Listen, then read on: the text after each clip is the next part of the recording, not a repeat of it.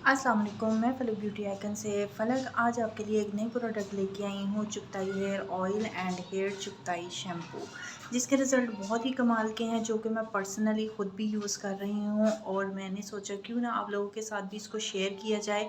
जो अच्छी प्रोडक्ट है उसको ज़रूर यानी कि दूसरों को भी बताना चाहिए, ताकि दूसरे भी यूज़ करके उससे फ़ायदा उठा सकें।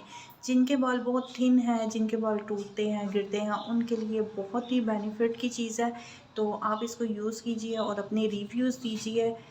उसके अलावा जो है शैम्पू में इसकी छोटी पैकिंग भी दस्तयाब है, और माशाल्लाह से इसके रिज़ल्ट के साथ साथ इसकी हेयर ऑयल की पैकिंग भी बहुत कमाल की है, जो कि मुझे पर्सनली तौर पर बहुत पसंद है। आप लोग भी इसको यूज़ करें और हमें अपनी रिव्यू दें। इसका लिंक जो है वो बायो में दस्तयाब है, तो जो आप ये यानी कि ख़रीदना चाहे वो लिंक पे कॉन्टैक्ट करके तो उसे ख़रीद सकते हैं। दुआ में याद रखिए और अल्लाह हाफ़िज़।